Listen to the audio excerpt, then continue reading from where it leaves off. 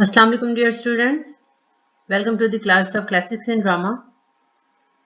Students, today we will start Dr. Faustus, that is written by Christopher Marlowe. Let's start. Students, सबसे पहले मैं आपको act wise summary बताऊंगी doctor Faustus की और उसके बाद फिर मैं आपको क्रिस्टोफर मार्लो का बैकग्राउंड और फिर इस ड्रामा का बैकग्राउंड बताऊंगी ताकि मैं इसकी एक्सप्लेनेशन के साथ उस टाइम को और उस बैकग्राउंड को रिलेट कर सकूं।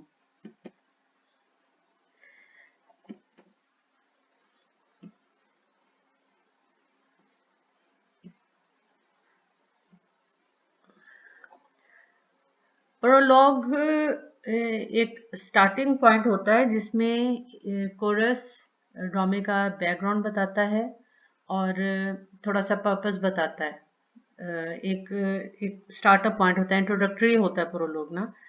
तो एलिज़ाबेथन थिएटर को अगर आप देखें तो जैसा कि मैंने आपको एलिज़ाबेथन थिएटर से पहले ग्रीक थिएटर के बारे में बताया था कि कोरस पहले कम से कम 30 लोगों के करीब होता था जो कि मखसूस अंदाज में स्टेज के ऊपर खड़े होते हैं और गाकर बैकग्राउंड के बारे में या फर्दर जो भी डेवलपमेंट होती है ड्रामा के अंदर जो कि स्टेज के ऊपर परफॉर्म नहीं हो सकती वो बताते थे। मगर यहाँ पर एक चीज़ जो डिफरेंट है मार्लो की, वो ये है कि कोरस सिर्फ एक बंदे पे मुश्तमिल था और वो भी इस ड्रामा का पार्ट था।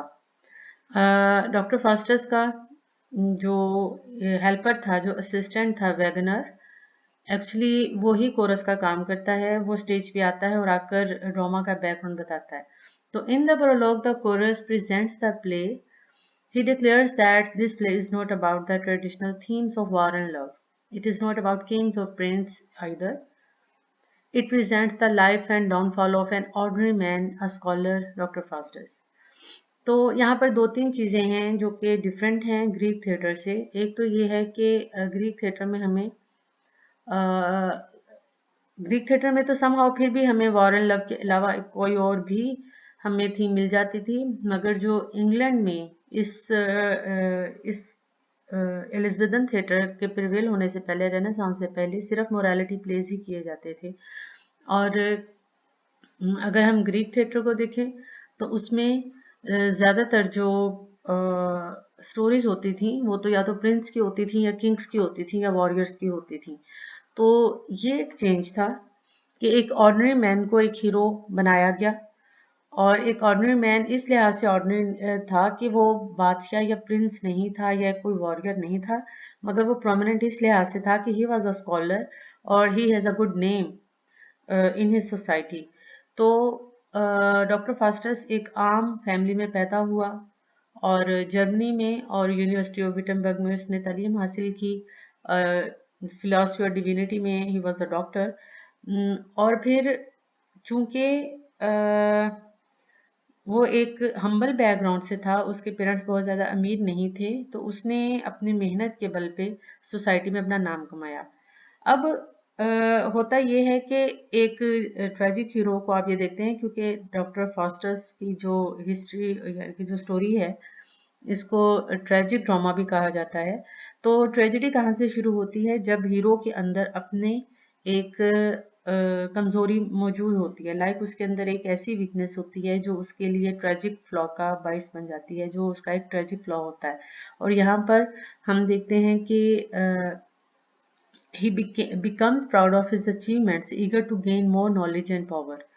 तो अब जो कुछ उसने हासिल किया अपने नॉलेज की बिना पर वो उसके लिए बहुत ज़्यादा प्राउड हो जाता है, उसमें गरूर आ जाता है और फिर वो इससे भी ज़्यादा नॉलेज और पावर लेना चाहता है, यानी कि वो पूरी दुनिया को फतह करना चाहता है अपनी नॉलेज के बल पर। यहाँ पर एक ट्रेजिक ग्रीक मैथोलॉजी का भी जिक्र है। ये कोरस में ही, ये प्रोलॉग में ही वैगनर आके बता रहा है कोरस की फॉर्म में, like Icarus who because of his pride had flown down high in the sky, had melted his wax wings and subsequently had fallen to his death. तो यहाँ पर एक ग्रीक मैथोलॉजी से एक हीरो का जिक्र किया गया है जिसका नाम इकरस है और उसका बाप डेडलस उसको पर बना के देता है और पर को वो 20 वैक्स से जोड़ता है, यानी कि मोम से जोड़ के पर बना के देता है और अपने बेटे को समझाता है कि जब तुमने इन परों के साथ उड़ना है तो तुमने ज़्यादा ऊंचाई पे नहीं उड़ना है, बल्कि तुमने एक लो फ्लाइट लेनी है। अगर तुम ज़्यादा ऊंचाई पे जाओगे तो ये जो वैक्स है ये पिघल जाएगी, ये मोम जो पिघल जाएगी सूरज की तपश से, और तुम्हारे लिए मसला बन सकता है। मगर इकरस जब फ्लाई करने लगता है तो उसको बड़ा इस बात का मान होता है कि ही कैन फ्लाई हाई, तो वो उड़ने के लिए ज़्यादा ऊंचा से ऊंचा चलता जाता है। उसका बाप उसे मना भी करता है। मगर होता क्या है कि जैसे जैसे वो सूरज के करीब होता जाता है, ऊंचाई की तरफ जाता जाता है और उसके पर जो है वो पिघलना शुरू हो जाते हैं और वो समंदर में डूब के मर जाता है। तो शुरू में ही एक्चुअली ये बता दिया गया है कि ज़्यादा की तमन्ना में डॉक्टर फास्टर्स को भी इकरस से ही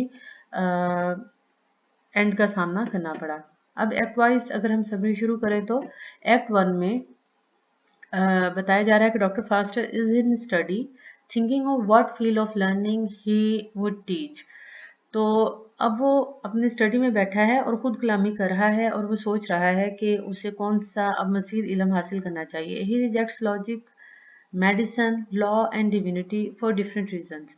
अब वो पहले लॉजिक पे बात करता है तो वो लॉजिक के लिए कहता है कि जी इसमें बड़ी एक फजूल सी बहस करनी पड़ती है। मेडिसिन के बारे में वो कहता है कि ये तो एक ऑर्डिनरी सा एक शोबा है जिसमें सिर्फ जिस्म को हील किया जाता है या जिस्म को रिस्टोर किया जाता है, जबकि वो तो सोल को रिस्टोर करना चाहता है। लॉ की अगर बात करें तो वो कहता है कि बड़े छोटे छोटे मसलों में बड़े छोटे छोटे लोगों के मुंह लगना पड़ता है और इसी में से बंदा बाहर नहीं निकल सकता। डिविनिटी की अगर बात करें तो वो बाइबल के कुछ ऐसे रेफरेंसेस देता है जो कि कंप्लीट नहीं होते हैं और उसको मिस इंटरप्रेट करता है और वो कहता है कि जी गॉड तो कभी भी इंसान से खुश ही नहीं होता है, तो मैं मेरा क्या लेना देना इस मामले से, क्योंकि गॉड मैं जो मर्जी कर लूँ गॉड ने तो मुझसे खुश ही नहीं होना।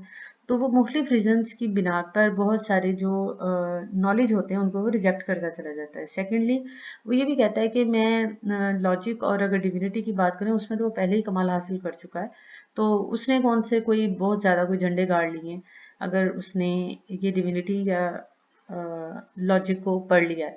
सो he believes that the heavenly art of necromancy or black magic can make him in command of emperors and kings।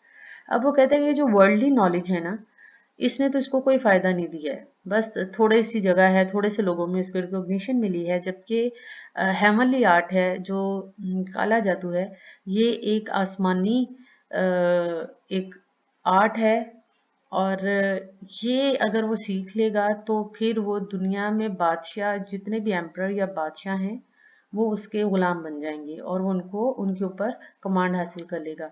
Faustus asked his servant Wagner to fetch fellow magicians Valdes and Cornelius. अब वो वेल्डिस और Cornelius को बुला भेजता है, अपने servant को भेजता है जिसका नाम वैगनर है और यही कोरस का काम भी कर रहा है।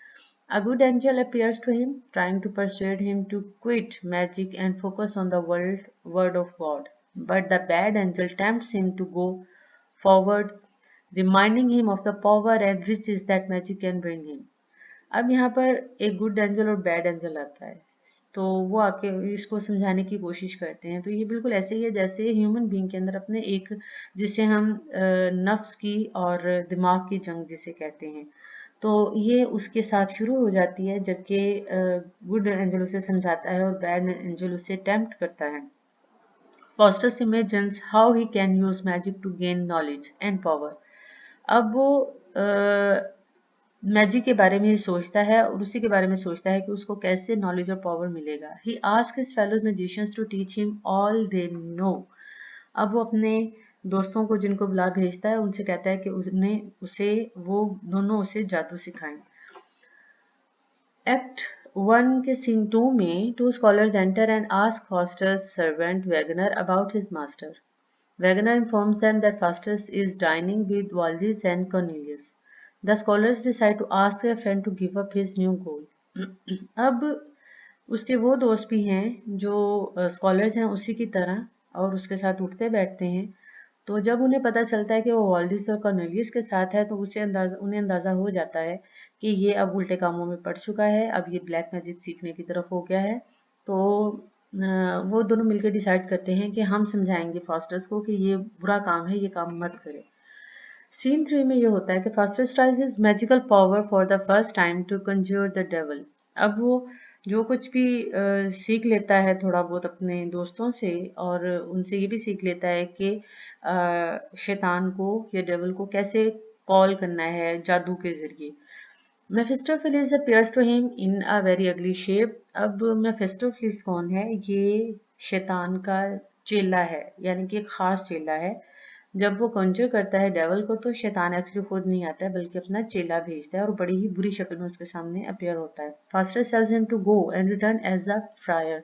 तो अब उसको कहता है कि भाई किसी तुम सूफी या फकीर की शक्ल में मेरे सामने आओ, इस तरह मत आओ मेरे सामने, मुझसे नहीं दिखा जा रहा है। Faustus ask Mephistopheles about the nature of Lucifer. अब लूसीफर कौन है? ये चीफ शैतान है, ठीक है, यानी कि ये सबसे बड़ा शैतान है।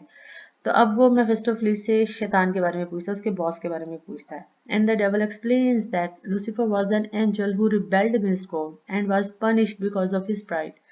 तो अब वो यहाँ पे उसको बताता है कि अपने गुरूर की वजह से उसको सजा मिली, वरना तो एक बहुत अच्छा एंजल था गॉड का, मगर उसने बगावत की और अपने गुरूर की वजह से उसको कंडेम किया गया और उसको पनिश किया गया।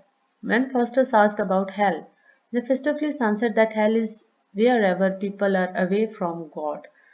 तो अब वो हेल की नेचर के बारे में पूछता है तो उसे कहता है कि हेल मौजूद है, हेल का तस्वर ठीक है, और जहाँ पर लोग गॉड से दूर हो जाते हैं समझे कि वहाँ पे हेल तैयार हो चुकी है और वही हेल है। Mephistopheles urges Faustus to reconsider his vow to give himself to Lucifer। अब मेफिस्टोफेलिस उसको ना एक बार कहता है कि सोच लो कि तुम ये जो एक कॉन्ट्रैक्ट करने जा रहे हो, अपने आप को लूसीफर के हवाले करने जा रहे हो, इस फैसले पे सोच लो क्योंकि तुम्हारे पास फिर वापसी की गुंजाइश नहीं है। कोई भी ये फैसला करने से पहले बहुत अच्छे से गौर व फिक्र कर लो। Yet Faustus does not relent, ताकि बाद में उसको पछतावा ना हो। Instead, he sends him back to Lucifer with the proposal that he will exchange his soul for 24 years for unlimited power। बताया कि उसकी बात पे गौर करने के वो इतना ज़्यादा एम्बिशियस हो जाता है और वो इतना ज़्यादा ईगर होता है कि जल्दी से उसका लूसीफर के साथ मुआहदा हो जाए। तो वो एक प्रपोजल देता है लूसीफर मेफिस्टोफेलिस के हाथ कि लूसीफर से कहो कि मुझे मैं 24 साल के लिए मुझे अनलिमिटेड पावर दे और मैं अपना आप उसके हवाले करता हूँ। After Mephistopheles leaves, Faustus dreams of all the glorious deeds he will perform with his new power। अगले सीन में इन दिस कॉमिक सीन, अब ये एक कॉमेडी सीन है क्योंकि ये एक सीरियस प्ले है और सीरियस प्ले के अंदर कॉमिक रिलीफ के लिए कॉमेडी सीन भी ऐड किए जाते हैं ताकि ऑडियंस बोर ना हो और टेंशन की वजह से ऑडियंस बहुत ज़्यादा परेशान ना हो जाए। तो यहाँ पर कॉमिक रिलीफ में वैगनर और एक क्लाउन एंटर होते हैं, रॉबिन उस क्लाउन का नाम है, और वो पैरोडी करते हैं फास्टस की, बार्गेन विद द डेवल। जब वो डेवल से बातें कर रहा था, इसका मतलब है कि वैगनर को पता है कि एक्चुअली फास्टस क्या कर रहा है। तो जब वो डेवल के साथ बार्गेन कर रहा होता है फास्टस, तो उस सीन को वो कॉमिकली परफॉर्म कर रहे होते हैं दोनों। तो the clown is poor and Wagner jokes that he would probably sell his soul to the devil for a shoulder of mutton. तो ये भी एक बेसिक चीज़ दिखाई हुई है कि फास्टस भी कोई बहुत ज़्यादा अमीर ख़ानदान से नहीं था, बड़े हम्बल बैकग्राउंड से था और वो इसी वजह से चाहता था कि वो बादशाहों से भी आगे निकल जाए और इतनी उसके पास पावर हो कि बादशाह भी उसके पीछे पीछे हों। तो इस बात को भी यहाँ पे हिट करता है उसको जोक करके क्लाउन को। Wagner threatens to tear Robin into pieces if the clown does not agree serve him for 7 years। तो अब फिर वैगनर चूंकि यहाँ पर वो बना हुआ है, मेफिस्टोफेलिस बना हुआ है, तो वो क्लाउन को कहता है कि भी मैंने तुम्हें तुम्हारे टुकड़े टुकड़े कर देने हैं अगर तुमने 7 साल तक मुझे सर्व ना किया तो। When Robin refuses, Wagner conjures two devils। अब वो रॉबिन रिफ्यूज करता है कि मैं तो ऐसा नहीं करूंगा, तो वो फिर झूठा मूठा मंत्र पढ़ के डेवल्स को बुलाने की कोशिश करता है। And Robin reconsiders the agreement और फिर फौरन रॉबिन मान जाता है as long as Wagner promises to teach him how to conjure. और ये बिल्कुल मिक्स सारे उस सीन को किया गया है जब वो अपने दोस्तों से कहता है कि मुझे आप मंत्र पढ़ना सिखाएं, और फिर वो जब मेफिस्टोफेलिस के साथ वादा करता है, और जब वो ये भी साथ में देखता है कि जब उसके पास फास्टस के पास पावर आ जाएगी तो वो उस पावर को कैसे यूज करेगा। एक्ट 2 को अगर हम देखें, Faustus is again hesitant about the decision to sell his soul. अब फास्टस सोचने लग गया है कि अब उसको ये करना चाहिए कि नहीं करना चाहिए। तो यहाँ पर उसके लिए हम देखते हैं कि he call repent because can't repent because he thinks that God does not love him। अब वो सोचता है कि मुझे तो कोई अफसोस नहीं होगा क्योंकि गॉड मुझे मुझे पसंद नहीं करता। अगर गॉड मुझे पसंद करता तो ये सारी चीज़ें मुझे पहले ही दे देता, या मैंने इतनी कोशिश की है तो उस कोशिश के बदले में मुझे वो सब कुछ मिल जाता जो मैं हासिल करना चाहता था। यहाँ पर भी वो बाइबल के कुछ ऐसे रेफरेंस देने की कोशिश करता है जिसको वो कम्प्लीटली इंटरप्रेट नहीं किया गया, यानी कि ये सेम ऐसा ही है वर्सेस को कि आधी वर्स बता दी जाए और आधी वर्स को ना बताया जाए, और उसी को बेस बना के डिसाइड कर लिया जाए कि इंसान तो गलती करता है, इंसान तो गुनाह करता है, और वो इस भूल में रहता है कि उसने गुनाह नहीं किया, तो गॉड को सब पता है। लाइक इस टाइप की कुछ वर्सेस होती हैं जिसमें कि इंसान कुछ भी कर ले, मगर ये कि उसका जो अगला पार्ट था जिसमें ये था कि अगर इंसान अपनी गलती को एडमिट कर ले तो गॉड भी उसको खुश होकर उसे माफ कर देता है। तो ये बात आगे वो नहीं करता है, बस इसी बात रहता है कि नहीं भी गॉड तो किसी के साथ भी नहीं है। The good and bad angels appear again. The good angel tries to make him return to God, and the bad angel reminds him of wealth. Faustus calls Mephistopheles to ask him about Lucifer's reply to his offer. Mephistopheles tells him that Lucifer wants him to write a bond and sign it with his blood. अब वो अपने offer के बारे में पूछता है कि भाई बताओ क्या बनाए, तो उसे कहता है कि लूसीफर मान गया। उसने कहा कि एक तुम वादा लिखोगे और उसको अपने खून से साइन करोगे। Faustus asks Mephistopheles why Lucifer wants his soul, and Mephistopheles tells him that Lucifer likes to enlarge his kingdom and make people suffer like him. तो वो मेफिस्टोफेलिस से पूछता है कि लूसीफर को मेरी सोल क्यों चाहिए, मेरी रूह क्यों चाहिए।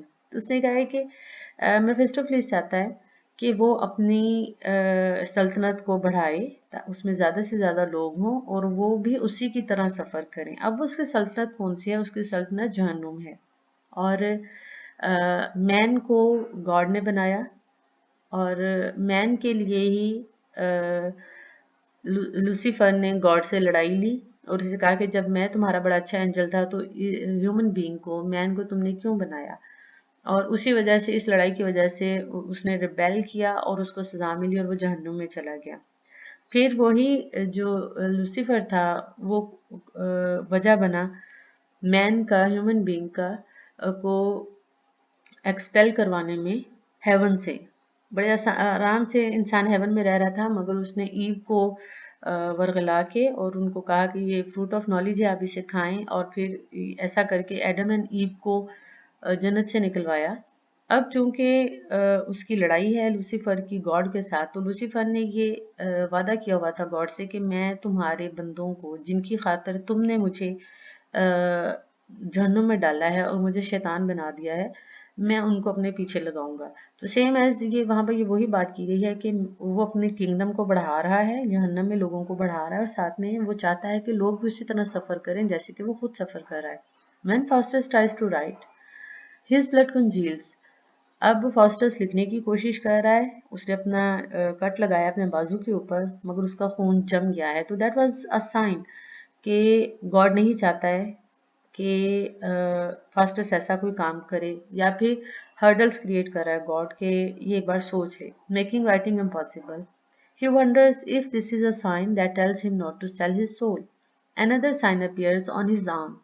अब एक और वर्ड है जो उसके आर्म के ऊपर उसके ब्लड से लिख हो जाता है, और वो लैटिन में लिखा होता है, जिसका जो वर्ड है होमोफ्यूज, जिसका मतलब है ओ मैन रन। तो that was another sign. Faustus ignores both signs and finishes the bond. अब वो बॉन्ड लिख भी लेता है और उसको साइन भी कर देता है। Faustus then asks Mephistopheles about hell, and he replies that hell is everywhere, wherever people are away from God। अब यहाँ पे फिर वो दोबारा हेल के बारे में पूछता है और वो उसको फिर एक्सप्लेन करता है। Foster says that he thinks hell is a myth. Foster tells Mephistopheles that he wants a wife, but Mephistopheles tells him the marriage is a silly thing and that he can bring him woman without marriage. अब अब चूंकि अब उसका pact हो चुका है, अब वो ज़्यादा से ज़्यादा नॉलेज हासिल करना चाहता है, अब वो अपनी ज़िंदगी को सेटल करना चाहता है। तो फास्टर से सबसे पहले उसको हेल के बारे में पूछता है, उसको फिर बताता है कि हेल है। जब लोग गॉड से दूर होते हैं तो समझो कि वो हेल में हैं या वो हेल में ही जाएंगे। मगर वो कहता है कि नहीं जी, मुझे तो लगता है कि ये सिर्फ एक ख्याल है। अब मेफिस्टोफेलिस इसे बार बार बता रहा है कि हेल का कंसेप्ट है, हेल मौजूद है और लूसीफर हेल में मौजूद है। मगर वो कहता है कि मुझे तो लगता है ये ऐसी झूठी कहानी है। फिर वो कहता है कि जी चलो, अब मुझे एक अच्छी सी बीवी चाहिए। मगर मेफिस्टोफेलिस नहीं चाहता है कि वो अच्छा काम करे। बीवी रखना एक अच्छा काम है, बीवी के साथ रहना एक अच्छा काम है शादी के साथ। मगर अब मेफिस्टोफेलिस नहीं चाहता है कि वो कोई अच्छा काम करे या कोई जायज़ काम करे। तो उसको कहता है ये तुम्हें क्या ज़रूरत पड़ी कि तुम शादी करते फिरो, तुम जब कभी तुम्हें किसी औरत की ज़रूरत पड़ेगी तो तुम्हें शादी के बगैर ही मैं तुम्हें वो प्रोवाइड कर दिया करूँगा।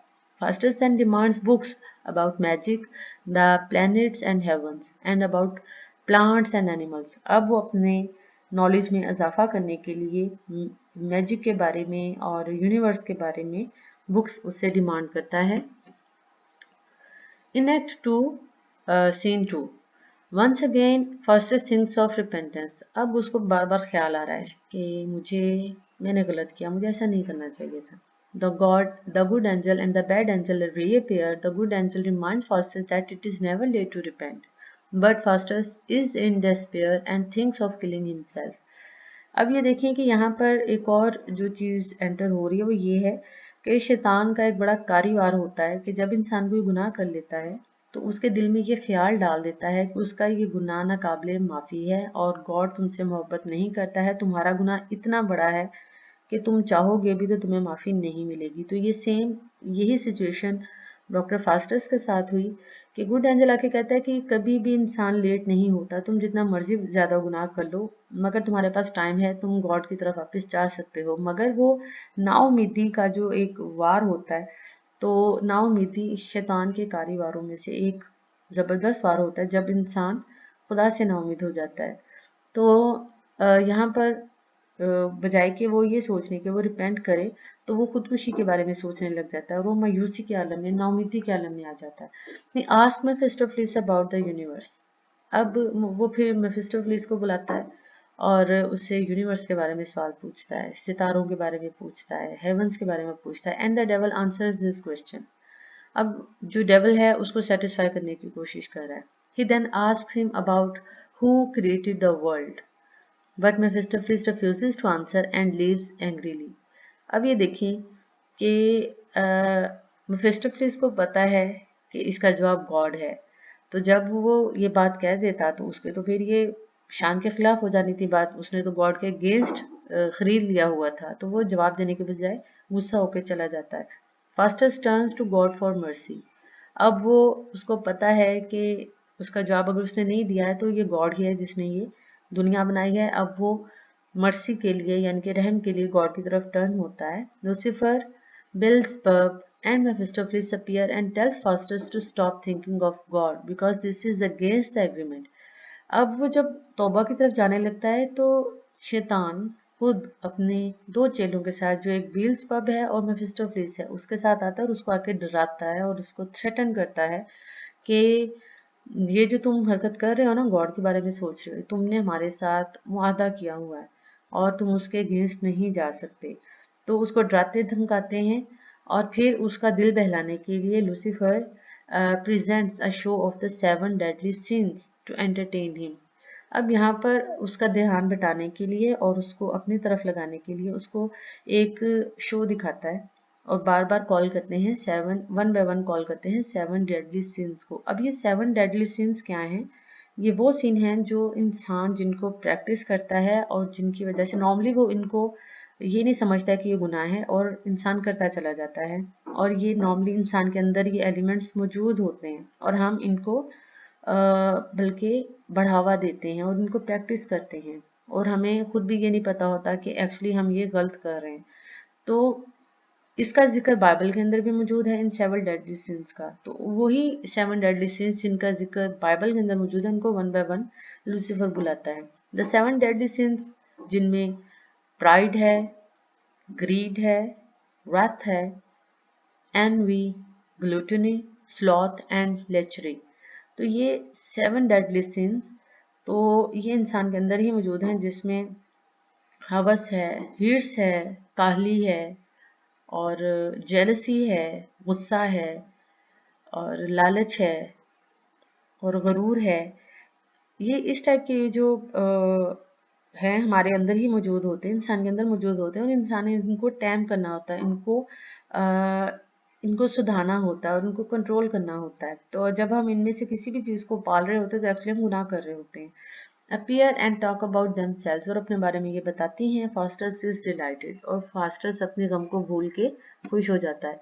अब यहाँ पर कोरस सेंटर होता है। The coarse explains what fosters has done, visiting Mount Olympus, and that he will now go on the Pope's Palace in Rome। अब फास्टस अपने जादू के जोर पे पूरी दुनिया की सैर पे निकल गया है। यहाँ पर चूंकि अब वो उसको हवा में उड़ता हुआ नहीं दिखा सकते थे, या उसको एक जगह से दूसरी जगह जाते हुए नहीं दिखा सकते थे, तो यहाँ पर कोरस एंटर होकर बताता है कि वो माउंट ओलंपस से होके आया है, यानी कि ये एक जगह है यूनान के अंदर। तो ये इसकी इंस्पिरेशन के बारे में भी बताता है कि how much he is inspired with the classical things, और ग्रीक मैथोलॉजी से वो कितना इंस्पायर है, ये भी साथ बताया। साथ में वो बताया कि अब वो रोम में पॉप के पैलेस में चला गया है। पोप कौन है? पोप एक चीफ, आप समझ लीजिए कि पास्टर है, चीफ है कैथोलिक, सॉरी, क्रिश्चियनिटी में ये बिल्कुल ऐसे ही है जैसे इमाम है इनका क्रिश्चियनिटी में। तो उसके पैलेस में चला गया है रोम में। यहाँ पर एक्ट 3 शुरू हो गया और सीन बदल गया है। In Rome, Faustus and Mephistopheles disguise themselves as cardinals and come before the Pope। अब ये कार्डिनल के बहरूप इन्होंने इख्तियार कर लिया। ये दोनों निकले हमारे सैर पे और ये पोप के सामने गए। The pope appears with Bruno, the cardinal who wanted to become pope and is now the pope's prisoner. तो एक बंदा उसके साथ है, पॉप के साथ है, जिसका नाम ब्रूनो है, जो कार्डिनल है, और वो एक पोप बनना चाहता था, मगर पॉप ने उसको अपना कैदी बना लिया। The pope gives Bruno to them. अब उन लोगों के हवाले उसने ब्रूनो किया, telling them to carry him off to prison, but they give him a horse and let him escape to Germany. अब पॉप ने उसे कहा है कि इस बंदे को ले जाओ, जाके इसको कैद में डाल दो, मगर वो शरारत क्या करते हैं कि उसको बजाय के प्रिजन में डालने के उसको एक घोड़ा फ्राहम करते हैं और उसको कहते हैं कि तुम जर्मनी भाग जाओ। Later the pope confronts the two real cardinals. अब उसके सामने दो रियल कार्डिनल आ गए हैं, यानी कि ये तो झूठे बने हुए थे। When they deny, the pope sends them to prison. अब एक्चुअली इन्हीं कार्डिनल्स का बहरूप धारकर मेफिस्टोफेलिस और लूसीफर आते हैं। इनको तो किसी बात का पता भी नहीं होता, क्योंकि इनका बहरूप धार के वो आते हैं। तो उनसे पूछता है उस कार्डिनल के बारे में, ब्रूनो के बारे में पूछता है, तो वो तो कहते हैं हमें तो पता नहीं किसी बात का। तो इनको भी वो कैद में डाल देता है। Faustus and Mephistopheles both invisible watch and laugh. अब वो गायब हो चुके हैं मगर इर्द गिर्द मौजूद हैं। अब वो देख भी रहे हैं और हंस भी रहे हैं। When the Pope and his attendants sit down to dinner, Faustus and Mephistopheles make themselves invisible and snatch dishes and food from the table. The churchmen think that there is a ghost in the room. Faustus then boxes the Pope's ear, and the Pope and all his attendants run away. Mephistopheles and Faustus beat a group of friars and flee. तो ये वहां पर शरारतें करते फिर रहे हैं और लोगों को तंग और परेशान कर रहे हैं। अच्छा स्टूडेंट्स, यहाँ पर क्रिश्चियनिटी से दूर होने की वजह भी मैं यहाँ पे आपको बता देती हूँ कि देखें पॉप की आप यहाँ पर एक्ट देखें कि वो क्या कर रहा है।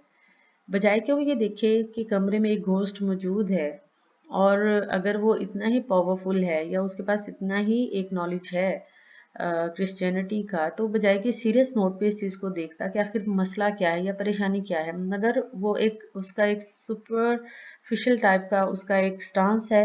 वो खुद भी सीरियस नहीं है, वो किसी को कभी प्रिजन में डाल रहा है और कभी किसी को प्रिजन में डाल रहा है, सिर्फ अपने पर्सनल ग्रजेस की वजह से या फिर उनको खाने पीने का शौक है, यानी कि वो सीरियस लोग नहीं दिखाए हुए। यही एक वजह है जिसकी वजह से क्रिश्चियनिटी के ऊपर भी एक डाउनफॉल हमें नजर आता है कि जो लोग उसको प्रीच करने वाले हैं और जो उसको प्रैक्टिस करने वाले हैं, जब उनकी ये हरकतें होंगी तो आम लोग क्या करेंगे। एक्ट 4 को अगर हम देखें, Faustus arrived at the court of the German Emperor Charles V to make a show of his powers in front of the emperor. Benvolio, a gentleman, is reluctant to attend the show. अब बेनवोलियो वहाँ पे मौजूद है और ये एक gentleman है। अब वो देख रहा है कि कुछ मामला ठीक नहीं है और ही रिफ्यूज, और बल्कि वो रिलक्टेंट है, वो नहीं चाहता, हिचकिचा रहा है इस शो को अटेंड करने के लिए। अब वो जर्मनी के एम्परर के पास जाके अपने पावर दिखाना चाह रहा है ताकि वो उसका फैन हो जाए। Emperor Charles V of Germany receives Faustus and asks him to make a demonstration of his magical powers. Faustus summons the spirits of Alexander the Great and his lover. Benvolio expresses doubt about Faustus and is punished with a pair of horns on his head. अब बादशाह ने कहा कि अपनी जादू की ताकत दिखाओ, तो फॉस्टस ने अलेक्जेंडर द ग्रेट को उसकी महबूबा के साथ कॉल किया, उनकी रूहों को बुलाया। अब बेनवोलियो ने फॉस्टस के बारे में डाउट जाहिर किया कि ये मुझे बंदा ठीक नहीं लग रहा है, तो उसको सजा के देती है कि उसके सर पे वो सींग उगा देता है। Faustus agrees to remove the horns from the knight's head. फिर वो एग्री हो जाता है कि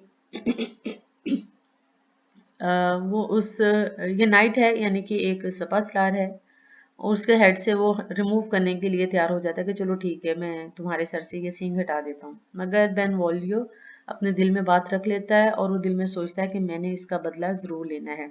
Faustus ends the scene alone on stage, thinking about how much time he has been left before he must surrender his soul.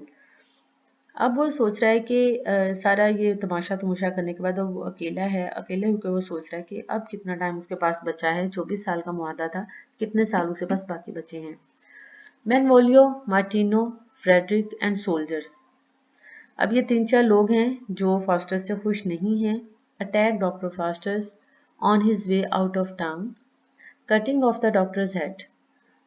अब इन्होंने attack किया है और अपनी तरफ से उसका मर्डर कर दिया है, उसका सर काट दिया, उसके जिस्म से अलग कर दिया है। As they joke about what to do with his beard, अब वो आपस में हंस रहे हैं कि अब इसकी दाढ़ी का क्या करें, अब इसकी आंखों का क्या करें, और बाकी इसके जिस्म के हिस्सों का क्या करें। यानी कि वो खुश हैं कि अब उन्होंने डॉक्टर फास्टस का मर्डर कर दिया है और अब वो सोच रहे हैं कि अब इसके बॉडी पार्ट्स का क्या करें। इसी दौरान Faustus rises and tells Sam to keep his head, अब वो अपने कटे हुए सर के साथ खड़ा हो जाता है, उससे कहता है कि मेरा सर आप लोग रख लो। He will make another conjuring Mephistopheles and other devils. Faustus orders them to take the courtiers to hell. अब वो अपने शैतानी चेलों को बुलाता है और उन लोगों को कहता है कि भी इन दरबारियों को तो जरा जहन्नम में ले जाएं। When the soldiers attempt to defend the courtiers, they too are driven out. तो उनको भी साथ ले जाते हैं। अब ये देखें कि पर्सनल रिवेंज के लिए भी वो शैतान को और उसके चेलों को इस्तेमाल करता है। Benvolio, Martino and Frederick reappear bloodied, muddied and horned. अब उनके सरों पे सींग उगे हुए हैं, उनको बड़ी मार पड़ी है, मट्टी और गारे में वो भरे हुए हैं, मार की वजह से उनके जिस्म से ब्लीड हो रहा है। They decide to live in a castle near the woods, saying they would rather die with grief than live with shame. तो वो डिसाइड करते हैं कि वो जंगल के साथ एक जो किला है वो वहीं पर ही रहेंगे। अब वो लोगों के बीच में नहीं रहेंगे, वो इस दुख के साथ मरना पसंद करेंगे बजाय कि वो शर्मिंदगी के साथ जिंदगी गुजारे। Doctor first sells a horse to a horse trader and warns him not to ride the horse into water. The horse courser returns wet and attempts to awake Faustus to give him his money back. Unable to awake the doctor, the trader pulls Faustus' leg off his body. Faustus cries about but then laughs and replaces the leg. अब उसने एक घोड़ा cell किया horse trader को और उसको कहा है कि भाई तुमने इसको पानी में इसके ऊपर राइड करके नहीं जाना। और जब वो जाता है मगर फिर वापस आता है और वो गीला होता है और उसके पास घोड़ा नहीं होता है। तो वो आके कहता है कि तुमने मेरे साथ धोखा किया है, और उसको उठाने की कोशिश करता है और उससे कहता है कि मुझे मेरे पैसे वापस करो, मगर वो नहीं उठा पाता। तो वो इसी अटेम्प्ट में उसको उठाते उठाते खींचातानी में फॉस्टर्स की टांग उतार देता है उसके बॉडी से। यहाँ पर फॉस्टर्स चीख मारता है और फिर अपनी उसके सामने ही एक नई टांग लगा लेता है। Fosters reflects on his impending death with despair. अब फॉस्टर्स को आहिस्ता आहिस्ता उसके अंदर एक गिल्ट है जो पल रहा है, और अब वो देख रहा है कि अब उसका टाइम कम हो रहा है और अब उसने अपनी सोल लूसीफर के हवाले करनी है। अब उसके ऊपर एक नाउमीदी और मायूसी का गलबा आ रहा है। When Wegener enters and advises Dr. Foster that the Duke of Van Holt wishes an audience with him, Foster sets out. अब इन्हीं बातों में वो गुम होता है। वैगनर आके उसे बताता है कि ड्यूक ऑफ वैन हॉल्ट उसको बुला रहा है और उससे मिलना चाह रहा है, तो फास्टर्स उसे मिलने के लिए चला जाता है। Robin Dick the horse trader and the carter tell different stories about Faustus. अब लोगों को उसके बारे में रंग बिरंगी बातें पता चलनी शुरू हो चुकी हैं। अब उसके बारे में कहानियां लोग एक दूसरे को सुना रहे हैं। The carter tells them how doctor Faustus tricked him by eating all his hay. तो अब ये मुख्तलिफ कहानियां जो लोग एक दूसरे को सुना रहे हैं। The horse trader tells his Faustus tale as well, including how he tore off Foster's leg. Robin plans to seek Foster's but only after drinking with the others. तो अब वो कह रहे हैं कि हम इसका पीछा करेंगे, मगर ये कि पहले वो मिलके ड्रिंक करेंगे, फिर उसके बाद वो उसके बारे में सोचेंगे कि क्या करना है। The Duke and Duchess of Anhalt thank Foster's for his conjuring, particularly the enchanted castle in the air. अब ये ड्यूक एंड डचेस हैं, मियाँ बीवी हैं वैन हॉल्ट के। तो ये डॉक्टर फास्टर्स का पहले शुक्रिया अदा करते हैं, फिर वो कहते हैं कि भाई तुमने हमारे लिए जादू किया और हमें हवा में एक कैसल बना के दिखाया। Faustus next offers the pregnant duchess whatever she desire. अब वो प्रेग्नेंट डचेस प्रेग्नेंट होती है और उसे कहता है कि बताओ तुम क्या चाहती हो। To which she replies a dish of ripe grapes. अब वो उससे पके हुए अंगूर मांगती है। तो असल में उस वैन हॉल्ट में उस वक्त सीजन नहीं होता ग्रेप्स का, तो इसका तस्वर ही नहीं किया जा सकता कि उस सीजन में कहीं से पके हुए अंगूर मिल जाएं। मगर फास्टर्स क्या करता है कि प्रोड्यूसर्स हैं वो उसके लिए प्रोवाइड करता है। वो कैसे प्रोवाइड करता है? क्योंकि उसे ये पता है कि पूरी दुनिया में अगर एक जगह पे सर्दी है तो दूसरी जगह पे डेफिनेटली गर्मी है। अगर एक जगह पे खज़ां चल रही है तो किसी जगह पे डेफिनेटली बहार चल रही है, क्योंकि दुनिया का हेमिस्फेयर उसको पता है कि किस तरह का है। तो वो अपने जादू के ज़ोर पर उस इलाके से जादू के ज़ोर पे अंगूर मंगवा लेता है। The hemisphere using his knowledge of the hemispheres to explain how summer grapes can be acquired in the winter. तो असल में वो अपने जादू के जोर पर उस इलाके से अंगूर मंगवा लेता है जहाँ पर समर है और वहाँ पर अंगूर उग रहे थे। When the horse trader, Carter, Dick and the hostess arrive at the court and begin to complain about Foster's treatment, Dr. Foster charms them into silence. अब लोग चूंकि उसका पीछा कर रहे हैं और वो ड्यू के पैलेस में पहुंच जाते हैं। अब वहां पर जाकर शिकायत करते हैं दरबार में जाके, मगर फास्टर्स अपने जादू के जोर पर उनकी जुबानें बंद करवा देता है। एक्ट 5 में doctor fosters is dining with two scholars who discuss who was the most beautiful woman in history and agree it was Helen of Troy.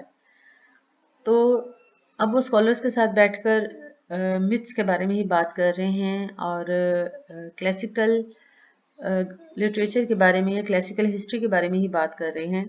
तो ये भी उसका इंटरेस्ट अगेन दिखा रहा है कि उसको बड़ा इंटरेस्ट है। कभी वो अलेक्जेंडर द ग्रेट की बात करता है और तो कभी वो वहाँ पर माउंट ऑफ ओलंपस पे जाता है, और यहाँ पर वो हेलन ऑफ ट्रॉय की बात करते हैं कि हिस्ट्री में सबसे ब्यूटीफुल जो अगर कोई खातून है तो वो हेलन ऑफ ट्रॉय है। अब हेलन ऑफ ट्रॉय की भी एक स्टोरी है जो जिसकी वजह से उसकी शादी कहीं और होती है, मगर वो अपने महबूब के साथ भाग जाती है। उसके भागने की वजह से 10 साल तक ट्रॉय में लड़ाई होती रही है। मुख्तलिफ कबीलों के दरमियान, मुख्तलिफ स्टेट्स के दरमियान लड़ाई होती रही है उस लड़की की वजह से। तो यही कहा जाता है कि उसका हुस्न इतना बेमिसाल था कि उसने इतने साल तक लोगों को आपस में लड़वाया। They ask doctor Faustus to see her. अब वो कहते हैं कि हम हेलन ऑफ ट्राय को देखना चाहते हैं। फास्टस मेक्स मेफिस्टोफेलिस कॉन्ज्यूर हर, और मेफिस्टोफेलिस को वो कहता है कि भाई उसको उसकी सोल को बुलाया जाए, यानी कि उसको स्पिरिट को बुलाया जाए। After the scholars leave an old man appears and urges Faustus to repent। अब टाइम चूंकि कम रह गया है और एक बूढ़ा आदमी आता है और आके उसको कहता है कि अभी भी तुम्हारे पास टाइम है, तुम तौबा कर लो। Faustus asks to be alone to contemplate his sins. अब वो उसे कहता है कि तुम मुझे अकेला छोड़ दो ताकि मैं अपने गुनाहों का मुहासबा कर सकूं। When he voices his dilemma, जब वो अपने दुख का इजहार करता है और वो कहता है कि वो ज्यादती अपने साथ कर बैठा है, उसने अच्छा नहीं किया, Mephistopheles once again threatens to tear Faustus flesh. अब मेफिस्टोफेलिस फिर आ गया, उसे कहता है कि अब तो मैं तुम्हें जिंदा नहीं छोड़ूंगा, तुम्हारे गोश्त के टुकड़े टुकड़े कर दूंगा और तुम्हारे जिस्म पे चर के लगाऊंगा अगर ये तुमने ऐसा सोचा भी तो, क्योंकि तुमने हर वो बुरा काम किया जो तुम्हारा दिल किया और तुमने हमसे वो हर अपने सर्विसेज ली, अपने मकसद के लिए तुमने हमें इस्तेमाल किया है, तो अब तुम ऐसा नहीं सोच सकते। Faustus curses the old man and asks to see Helen of Troy again. अब वो देखता है कि उसने आके थ्रेट किया है और उसको आके फिर एक साथ अपनी तरफ करने की कोशिश की है, तो अब वो ओल्ड मैन को कहता है कि पता नहीं कहाँ से मेरा दिमाग खराब करने के लिए आ गया, और फिर उसको कहता है कि हेलन ऑफ ट्राय को बुलाओ। When she appears, the doctor reflects on the face that launched 1,000 ships and pledges that Helen shall be his lover। तो यहाँ पर एक बड़ा ज़बरदस्त किस्म का डायलॉग है जो डॉक्टर फास्टर्स हेलन की स्पिरिट को देख के बोलता है, और वो कहता है कि अच्छा तो ये वो चेहरा है जिसने हजारों शिप्स को, हजारों जहाज़ों को समंदर में उतारा और उनको जलाया, और फिर साथ में उसको कहता है कि तुम मेरी लवर बन जाओ। तो ये यहाँ पर कंट्रास्ट भी मैं दिखा रही हूँ आपको। यहाँ पर फास्टस ने कंट्रास्ट दिखाया हुआ है कि जो अच्छाई होती है वो इतनी अट्रैक्टिव नहीं होती है, लाइक ओल्ड मैन। तो ओल्ड मैन को देख के कोई अट्रैक्ट नहीं होता, उसकी बात सुनने को कोई तैयार नहीं होता है। तो अच्छाई आपको हम कभी भी आपको कभी भी अपील नहीं करती है, जबकि जो बुराई होती है वो हेलन ऑफ ट्राय की शक्ल में भी, एक हसीन औरत की शक्ल में भी आपके सामने आ सकती है। तो यही वजह है कि जिसकी वजह से इंसान अच्छाई की बजाय बुराई की तरफ जल्दी माइल हो जाता है। सीन 2 में Lucifer, Beelzebub and Mephistopheles gather to witness Faustus night last night. ठीक है, तो अब ये तीनों शैतान मिल के आ गए हैं और उसको देखने के लिए। Faustus and Wagner enter discussing Faustus will. अब फॉस्टर्स को पता है कि अब उसके जाने का टाइम आ चुका है, तो वो फॉस्टर्स की विल यानी कि मरने से पहले जो उसने एक लिखना होता है, मुआहदा लिखना होता है, अपनी विल लिखनी होती है, उसको डिस्कस कर रहे होते हैं। Faustus confesses to his fellow scholars his pact with Satan. अब वो अपने दोस्तों को बताता है कि उसने असल में शैतान के साथ एक मुआहदा कर लिया हुआ है। The scholars beg him to turn to God. अब वो कहते हैं कि अभी भी टाइम नहीं खत्म हुआ है, just it is the last day of that 24 years। अब वो आखिरी दिन आ चुका है जब वो उसने अपनी सोल शैतान के हवाले करनी है, और स्कॉलर्स उसको फिर भी समझाते हैं कि अभी भी टाइम है, ठीक है तुमने 24 साल बड़े बुरे काम किए हैं, मगर अभी भी तुम गॉड की तरफ टर्न हो जाओ। But Faustus finds himself unable to do so.